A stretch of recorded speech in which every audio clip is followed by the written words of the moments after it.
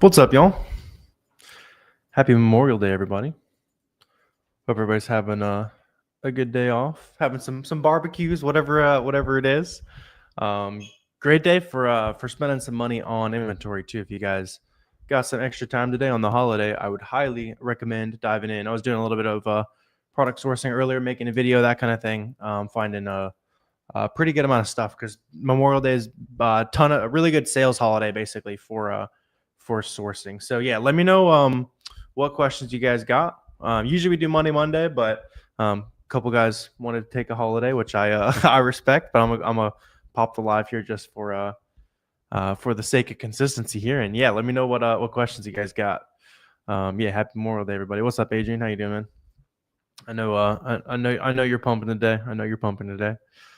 Absolutely, yeah. So let me know over on I'm on TikTok as well. So let me know if you guys have questions on TikTok or YouTube. What's your favorite category? What's up, Crave? I personally, I still sell the most of like clothes and shoes just because it's the easiest. There's the most brands that are not being like sold directly on Amazon by the brand themselves, so it makes it the easiest to source. It's one of the harder to make profit in though. So another good place to start is like vitamins, supplements, that kind of thing. People buy them over and over again. There's lots of different places to source that kind of thing. Grocery is good as well. It's just a little bit harder to source, but there's no return, so it's kind of it's a little bit of a trade-off on all things. Yeah. Let's go. What's up? What's up, Basil? How you doing, man? Do you get a lot of returns with clothing? Yeah. So yeah, you'll definitely get some returns, but it also depends on the type of like clothing and that kind of stuff you're selling.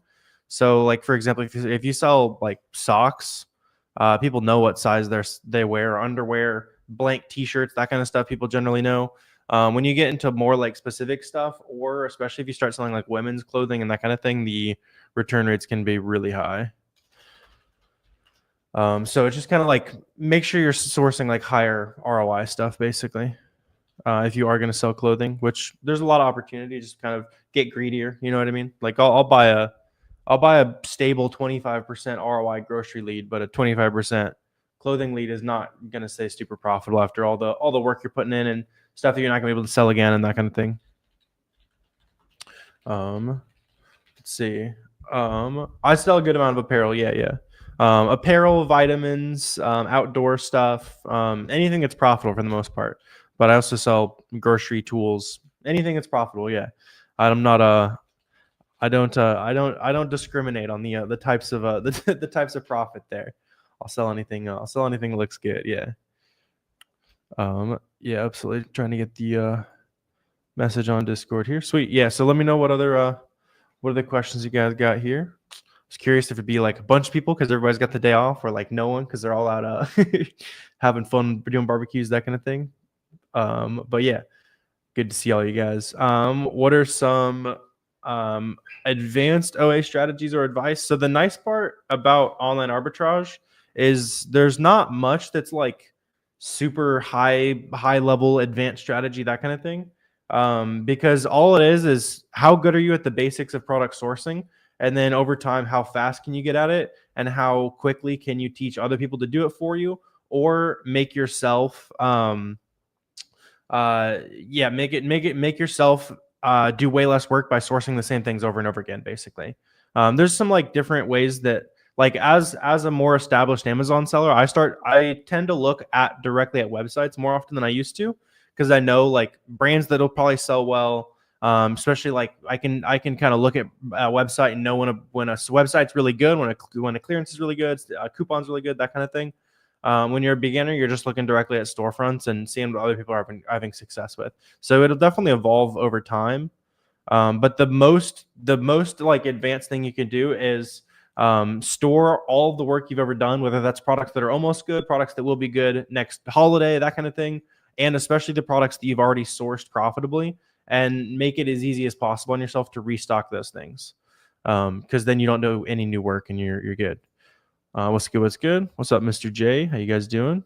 You need sales. I feel that. We all need sales. Yeah, if you're trying to make the that first sale still flow, just start diving into some storefronts, see what other people are having success with, and then you can also look at On my YouTube, just look up auto ungated sourcing, and there's some videos of me sourcing products that are ready for you right away, basically. What's up, Adrian? Yeah, that's another thing. If you guys are on YouTube and you want to drop any ACE or anything like that, we can take a look. If you want to take a look at any specific products you might have been thinking about, something like that. Let's see, how do you prep for Q4? I like that you're thinking ahead. You probably don't need to think that far ahead yet, unless you have like a ton of money, because typically your money is going to be better spent consistently, like consistently getting kind of baseline returns rather than buying a bunch of stuff now and waiting until Christmas with the stuff like kind of sitting there. If you have a bunch of extra time and you're spending all your money on inventory now, then you can start to think about sourcing for Q4, sourcing for Christmas. And that's just going to be sourcing those items that spike in demand, price, that kind of thing, and adding those to like Google Sheets so you can come back when it is profitable, basically. Let's see. Yeah, what other questions you guys got here? Do you do wholesale? Not really. Every now and then I'll buy some stuff via wholesale, but it's 95% online arbitrage. And then every now and then I'll step into like a retail store, buy something like this. You can get on clearance for like $2.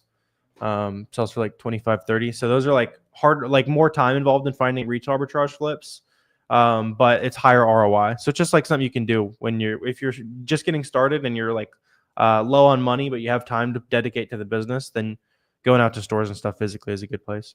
You got $2K to start. Yeah, that's perfect. I had like $1,500 to start. And then as far as paying taxes on stuff, that'll be a conversation you have with get like a local CPA. I'm highly qualified to help you find products to sell on Amazon. I am 0% qualified to give you tax advice. So yeah, talk to an actual expert on that. Let's see. Yeah, for sure. As far as sourcing goes, let's see. You have 100 units at Amazon, no sales in 3 weeks. So you probably need to check your pricing or check the buy box stats of that item flow and make sure that there's actually sales rotating between a bunch of different sellers, basically. Because some products might only be like kind of dominated sales wise by the brand themselves or private, Amazon themselves, that kind of thing. And it probably just need to lower your prices, that kind of thing, or at least match the current prices. Where do you get your products? The vast majority of my products come from the biggest name brand websites. So Walgreens, the Gap website, Nautica website, name brand websites for the most part. And then I'll buy it and sell it on Amazon for usually 2 to 3 times what I paid for it. And the big thing that makes it happen is things like Memorial Day sales, for example, is a great example. We're spending a lot of money this week because stuff is so much cheaper. And then, yeah, how long does it take to launch a product once you find the one you want?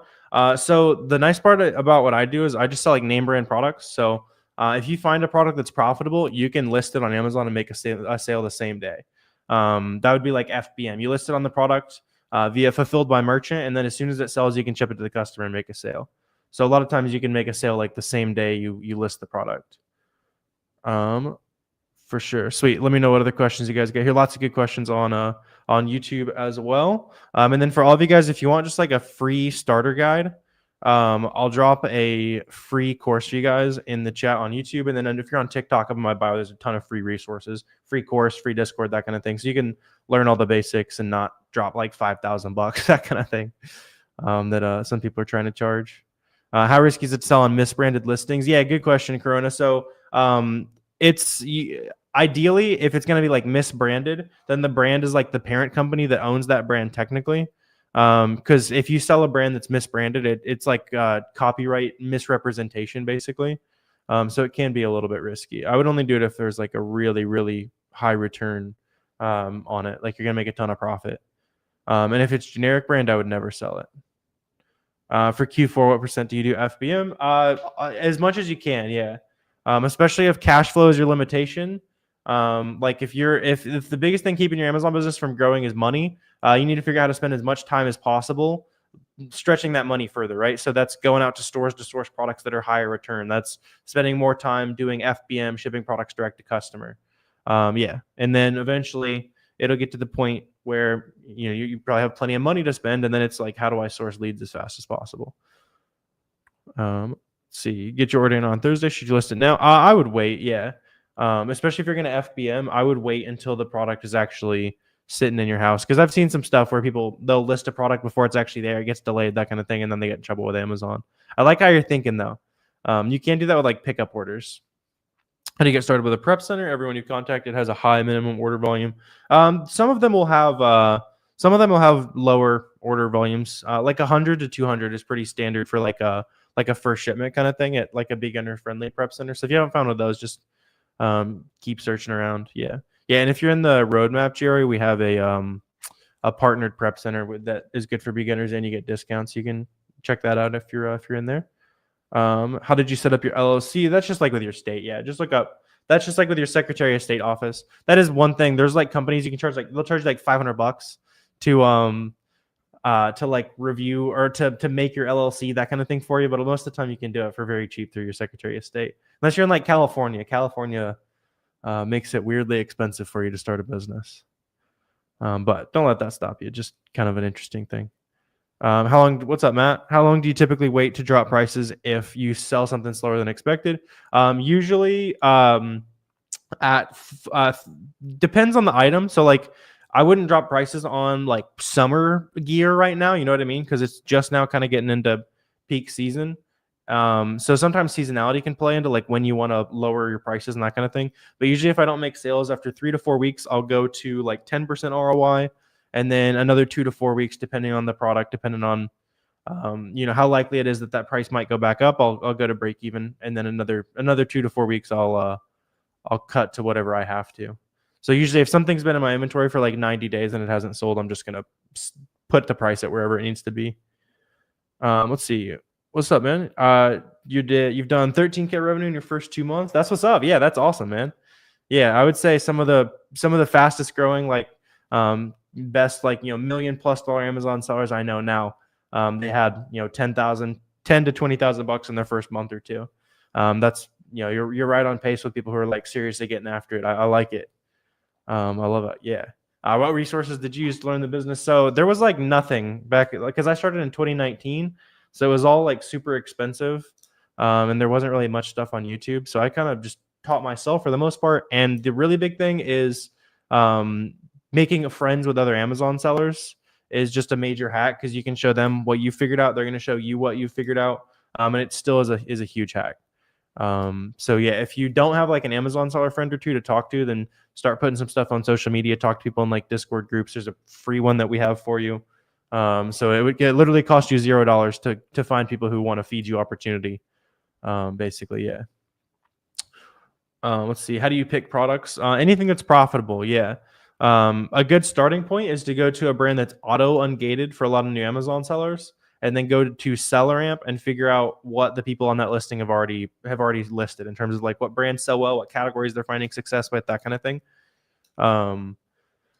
So yeah, you can start there. Look up auto. For any of you guys that are trying to like still trying to find like your first $1,000 to $5,000 in profit, just look up auto ungated sourcing and literally do that.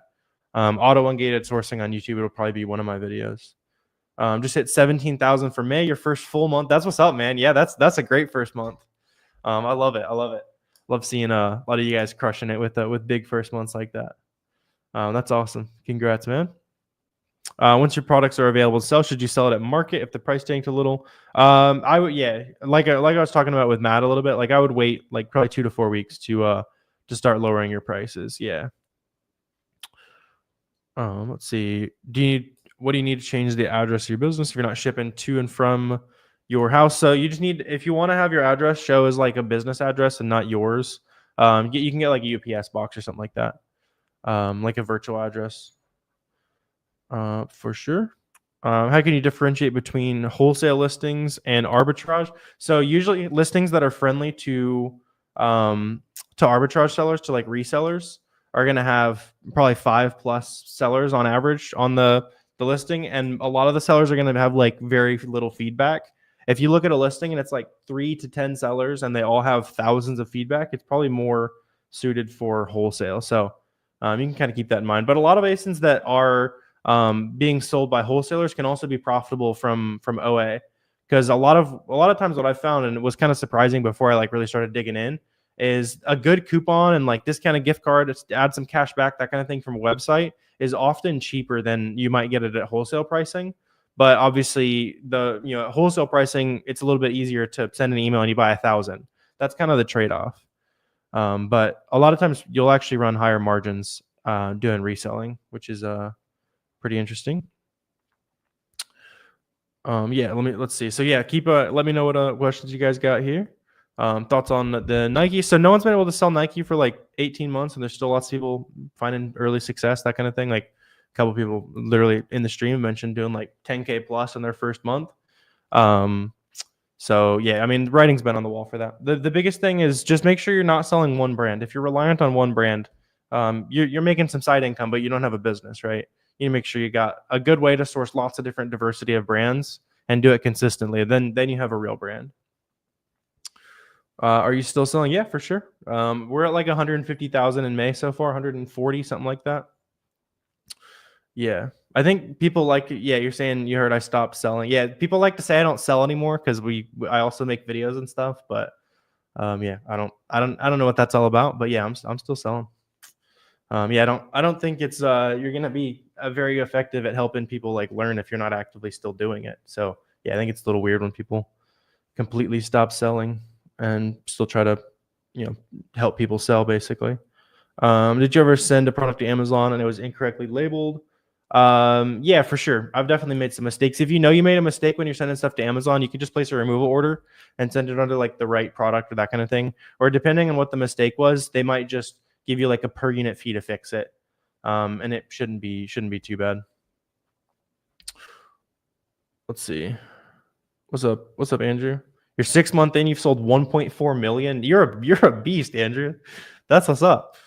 Shoot me a DM on TikTok, Andrew. I'm curious what you're up to there. Are you doing a lot of wholesale? Are you killing reselling? That's interesting. You want to get into selling some other brands? You dealt with some counterfeit complaints. Yeah, so as long as you're buying like legit inventory, then I wouldn't be worried about getting counterfeit complaints, IP complaints, that kind of thing, because you have the documentation to win that appeal basically. All those like account health complaints you might get from Amazon, they're not really a factor as long as you know you're sourcing legitimate inventory. Because it kind of became a thing when a lot of people ended up selling like fake stuff on the platform on purpose and on accident. It was getting a little wild there a couple years ago, and so a lot of the like documentation reviews and that kind of thing are just to keep the platform safe. Make sure it's all legit stuff, because then you don't want to be competing with people who sell fake stuff, because it's really if it was super easy for anyone to get away with selling anything on Amazon, then all your competition would be counterfeits and you would never be able to make profit following the rules, because their prices would always be lower. They'd just be like fake stuff from Alibaba.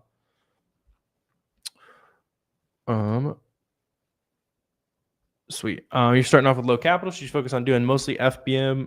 Yeah, I like that idea, man. Yeah, mostly FBM. Also hit some you can hit like retail stores, you can even hit like thrift stores. Like when I started selling, I was a broke college kid, so I literally just started scanning books at thrift stores, because you're paying $1 for them, and if it doesn't go well, oh well, you lost $1. If it does go well, you made like $5 to $10. Obviously it takes time to like scan the books and that kind of thing, but yeah, that worked for me. If you're like scared of spending money and you still want to see that see things working basically. How do you do that then? Yeah, I mean, if you're already doing like 1.4 million, retail arbitrage probably isn't the right way. Just get better at online arbitrage, because yeah, like I said, I'm curious like what you did to do like over $1 million in 6 months. That's some of the fastest growth I've ever seen. Yeah, I would just try to get better at sourcing stuff from like big websites basically, or any of the brands you're already selling. See if they have any like wholesale programs set up so that you can always have success getting bulk through if you're having a hard time getting a ton of inventory from websites. And then you can run a combination of kind of higher margin arbitrage and higher volume wholesale, so that your numbers always look good. Anywhere that there's a sale, yeah. So usually you're asking what's the best place to source like Crayola, for example. Usually I'm not looking at like a specific product and then looking at that product on a bunch of different websites. I'm looking at people who are already successfully selling something that ideally is like cheaper than normal today. So like, for example, today is a great example of a day where a bunch of stuff's going to be cheap all over the internet because it's Memorial Day. There's a bunch of sales going on. So if you look at the stores of people who sell Crayola, for example, you can see what they're having success on and see if it's cheap today.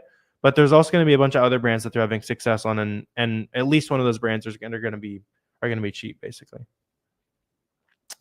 Let's see. You found a good product.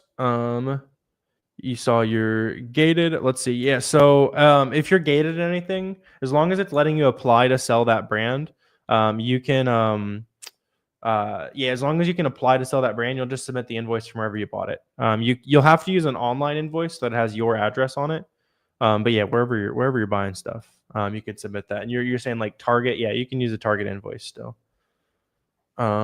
See, 13K in your first 2 months. That's awesome, man. Yeah. I think we talked about that a second ago, but yeah, that's fantastic. If you sold $100 in your first month, that is $100 more in sales than the vast majority of people will ever figure out how to make online by themselves, right? So like, no matter like as long as you know you're trying your best, that's the biggest win, right? Yeah, it's cheesy, but you get a little better every day, and that's the game. Here at Amazon isn't taking Target receipts. They very much are, yeah. Who are they more likely to see as like a legitimate supplier, Target or like a random mom and pop wholesaler that they haven't seen before? You know what I mean? Yeah, you can use big websites for sure. Let's see, best category for wholesale. Anything. But yeah, groceries pretty good, like Adrian was saying. Usually it's like, think about the things that are really good for reselling, like doing OA. Usually like the inverse is true for wholesale. Yeah, how many products do you sell? How many listings? Last time I checked, like 400-ish, 300-ish. I actually don't pay like super close attention to like how many different products we have, because I'm mostly just looking at how much we have invested in inventory compared to how much we're actually selling.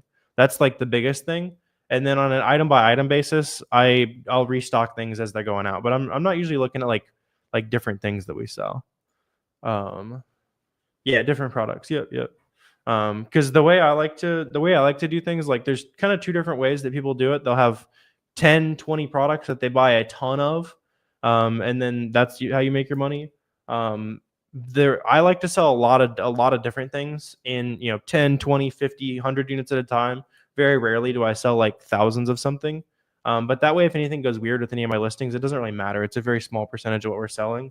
And then we can sell it on Walmart or something like that. But that just kind of protects me from one, weird thing on Amazon destroying a huge percentage of my sales. How fast can you scale to 20K a month from zero? As fast as you can get confident. As fast as you can get confident at spending like $11,000 on inventory. So for some people, that's literally month one. For some people, that's a year down the road. It's going to completely depend on like how much time you can put into the business, and like who you're talking to, because that's a really big thing as well. Kind of getting around other people that'll help you grow, that kind of thing. Absolutely. Yeah, there's no like universal margin. 5% wouldn't be super great, but I mean that's higher than Walmart if that's how you're looking at it. Like, yeah, everyone's paying the same Amazon fees too. Like literally everyone pays the exact same Amazon fees, so that's not really a valid excuse there. But yeah, if you want high margin, go to a business where you spend a lot more of your time. If you want something that's scalable and doesn't take a bunch of your time, you spend a bunch of money on something that can grow your money into more, right? Whatever that is. For me, it's buying products to sell on Amazon. If you want insane margins, you got to figure out how to sell a service. That's just how it works. How much did you say you need to start? Like at least $1,000. I had like 1,500. A lot of people that grow fast have probably 5,000 to 10,000, but yeah. How do you juggle all that? Yeah, as far as like inventory management, it's all on Boxem. So like restocking products, figuring out what's selling, what's profitable so we can restock, what's not so we can avoid it. Yeah, it's just a software called Boxem. Yeah, and then Boxem, SellerAmp, Keepa. For those of you guys that are like brand new, that'll be the software stack that'll treat you real well. Let's see. How fast is Amazon paying out for goods sold? Yeah, so you get paid every 2 weeks for the sales that happen for or 2 to 4 weeks ago, if that makes sense. That 2 week period, they're going to hold the money in case there's any like returns or anything like that. Realistically, they're probably short-term investing your money and making money on it, but that's just kind of the nature of the game. You get paid every 2 weeks. And then after a while, usually after like a year or so of consistent sales, you can get paid every day, but you always have the 2 week lag time. You just don't have to wait for the 4 week ago sales, if that makes sense. Let's see. You having issues passing verification? That's just like an ID thing. Yeah, I would talk to Amazon if you're having anything on that. They'll tell you what they don't like. So you started 2 years ago, came back a couple weeks ago. Things have changed a lot. I mean, some things have changed, some things are the same. Yeah, like as far as like the best ways to find products really hasn't changed, and that's the hardest part of selling on Amazon, is finding a bunch of profit. So if you did it a couple years ago, it's more or less the same game. Just just figure out what your account can sell and double down on it, I would say. You sent an FBA box in 3 weeks ago. Units aren't received, but a box is delivered. Yeah, so Amazon, technically they get like 60 days to fully receive and check things in. 3 to 5 weeks to get everything fully checked in is pretty normal. So it's like maybe a little bit slower than normal. So yeah, your name's LeBron. Yeah, so a little bit slower than normal, LeBron there, but I wouldn't say that's out of the ordinary yet. What's the difference between Seller Amp and the profit calculator on the Seller app? Yeah, so if you're using if you're doing like retail arbitrage, you have no historical data if you're looking at the Amazon Seller app, right? So you might scan something and it says it's $100 today, but really it's been $100 for 5 minutes, and usually it's $50. So you buy it and you lose a bunch of money because it goes back to like the normal price. There's just not enough data to make an educated decision. You can use the Seller app for like books because you usually get them for like free or $1, but you don't want to buy a bunch of like name brand stuff that's they don't have the whole picture on. Let's see. Hearing that grocery is harder to ungate. Yeah, you can still use Target. Yeah. You might have to submit a couple extra times. Amazon's just making sure everything on the platform is legit.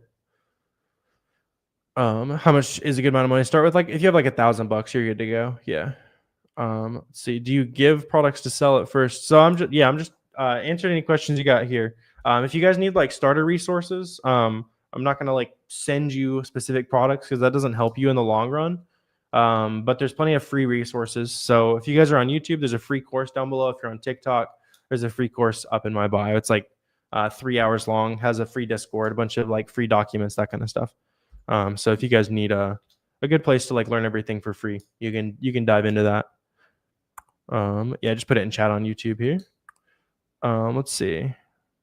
Planning on using Box soon? Yeah, try it for free, Tony. There's we just put out a huge update as far as like the box and shipment process goes, and it is a massive time saver now.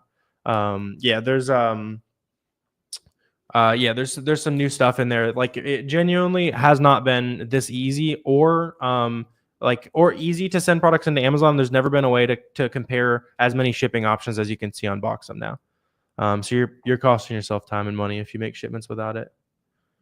Let's see. Do you do any calls? We do weekly stuff in the FBA roadmap, but that's not one-on-one. If that's what you're asking about. Are you familiar or no? I'm not sure. I haven't heard of that before. Factor. I would be careful with anything that sounds a little too good to be true, but yeah, you can definitely like if you're talking about like paying in the future for stuff you're buying, you can do that a little bit with wholesale if you get like net 30 or net 60 terms. I'm not sure if that's like the same questions you're asking about basically. But yeah. No, I don't do any like formal mentorship or anything like that. You can learn the vast majority of the game for free, and then what you can't, just get around other successful Amazon sellers. First shipment NFC transfer. That's what's up, MB. There you go. I love to see that. I love to see that. Sweet. I saw your ace, and it's a little bit trickier for me to pull out products today, but let me see if I can get it up for you. Sweet. Yeah, Tony, there's also a new Boxum demo on the Boxum channel, and then I'll have a really beginner friendly one going up in a couple days here if that one's too fast for you or something like that. Sweet. Yeah, let me know what other questions you guys got here. I'll probably be live for another couple minutes, and then probably gonna take the rest of the day off here. It is a holiday, so I won't make myself work too late today. Go play some ping pong or something like that. Where do you click for the YouTube information? Yeah, so if you guys are on TikTok and you want to learn everything for free, up in my bio, I'm actually streaming on YouTube right now as well. There's a 4-hour free course on YouTube. If you just look up Fields of Profit on YouTube, you'll see a bunch of good free information to help you kind of figure things out. Let's see, Tony. Yeah, so Tony, you sent in a product here. We can take a quick peek. So this is definitely going to be a hazmat item because it's like a aerosol can. So keep that in mind. But if you know that, or it's like profitable FBM, it does seem pretty stable. If you were worried about, it looks solid as long as you're profitable at like 1060 or so, and you are hazmat approved, or you're going to send these as FBM, then you're good to go, I'd say. Yeah, you got Ungated to sell some shoes. A few weeks later, instructed by Crocs to withdraw. Yes, if you get like a letter from a brand like saying to stop selling something, I'll generally ignore those unless they actually send me a real complaint, or if they send me like a big thick packet in the mail. That's like my rule of thumb. You'll get a bunch of those from brands that are never actually going to do anything about it because they can't. They're just trying to scare you off. There's no legal grounds on that. Sweet. I'm probably going to go ahead and wrap up here. Let's see. This is a good question. Then we'll kill it. So tips to manage cost of inventory, minimize paying credit card interest. Yeah. So never let your products accrue credit card interest. If you can't afford the products based on what's already in your bank account plus what Amazon owes you in the next week or two, do not buy it. That's just the nature of it. Maybe later down the line when you're like a pro, you can leverage some like loans and that kind of thing. But the quick and easy cash flow equation is that your entire credit card balance should be less than or equal to what Amazon owes you in the next 2 weeks plus what's already in your checking account. That's the rule I followed the entire time I scaled, and you can always sleep at night that way. If you're over leveraging on stuff, it gets a little bit harder to sleep at night. You don't want to be over leveraged on debt and that kind of thing. Sweet. All right, gonna wrap up here for the day. Happy Memorial Day, everybody. Dive in all the free resources if you guys are like curious on how to actually get started sourcing products on TikTok. There's a free course up here. Down on YouTube, you guys can go in the description. And yeah, happy Memorial Day. I will talk to you guys again very soon. And you guys have a good rest of your day here.